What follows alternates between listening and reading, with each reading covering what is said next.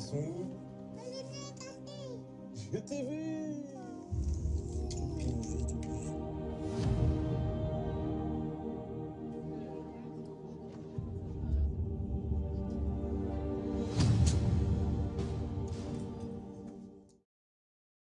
Alors le personnage de Carole Janton, c'est le seul personnage non réel. La vraie Carole Janton n'existe pas, puisque c'est un mix de deux personnages. Et j'ai rencontré deux, trois... c'est assez particulier, d'ailleurs moi qui ne connaissais pas du tout les milieux ministériels comme ça, et surtout en temps de crise, on se rend compte que c'est très pyramidal, très hiérarchique. Et on se dit c'est assez improbable qu'il y ait des jeunes loups comme ça qui sont fraîchement sortis. Et voilà, c'est ce que je trouvais intéressant dans ce point de vue-là, c'est qu'il y a des gens, alors qu'on parle de crise, on parle d'aller sauver des gens, on parle d'otages tués, et qui servent dans un point de vue politique de l'événement pour monter en grade.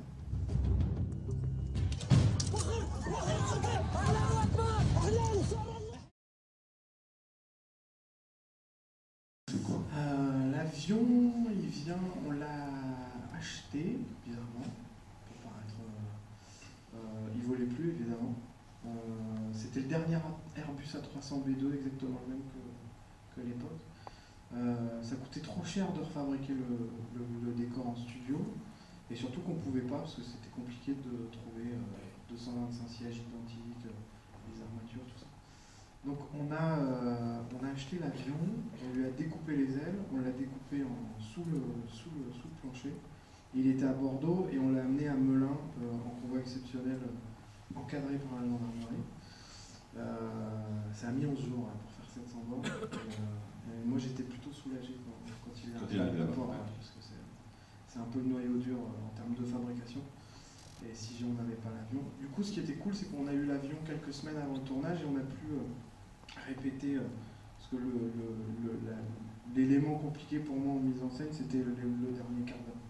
Où déjà scénaristiquement, c'était dur de retrouver un point de vue unique, celui qui est dans le film, qui est l'aval des 30 mecs qui ont vécu, qui était juste un enfer de feu. Et c'est vrai que ça nous a pris du temps avec Simon, mon co-scénariste, d'interviewer tous les membres du GIGN pour voir, parce que je voulais vraiment que tout soit précis, le placement, les impacts, scéniquement, tout ce qui se passait dans cet avion. Et après, on s'est fait à la caserne un plan de masse de l'avion, les déplacements de chacun. Une fois que l'avion était arrivé, on a commencé à répéter avec les membres du GIGN. Si un collègue tombe devant vous, vous continuez.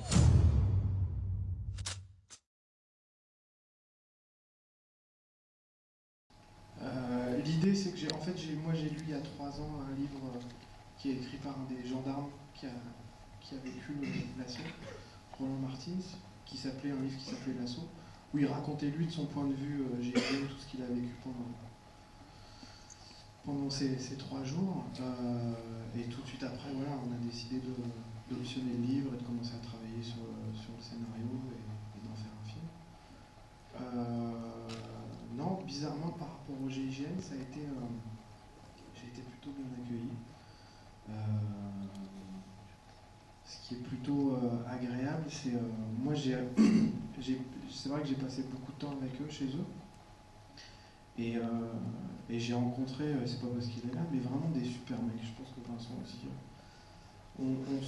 C'est vrai que quand on voit ces images, il y a toujours cette image Robocop avec les armes, avec le casque, avec le gilet pare-balles.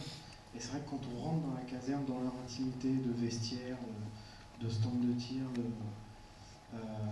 c'est juste des mecs, comme tout le monde. Et j'ai rencontré des gens vraiment humainement brillants.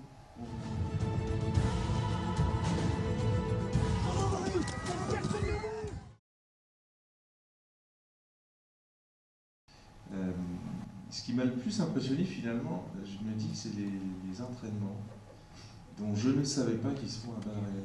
Je ne savais pas ça. Et en fait, j'ai appris qu'il y avait eu 9 morts en tout. Oui, non mais attends. Tu parles de balles réelles, s'il te plaît. Donc il n'y a pas eu 9 morts à balles réelles. Non, mais On a eu 2 accidents. morts en forcené, tous les autres sont en exercice, Elle mais va pas à faire la balles com réelles. maintenant. Ouais, mais la com. Donc il y a eu 9 morts au GIGN, dont 7 à l'entraînement. Alors un qui est tombé dans l'escalier, l'autre qui est mort. Alors pas à balles réelles, mais je veux dire, les entraînements certains se font à balles réelles.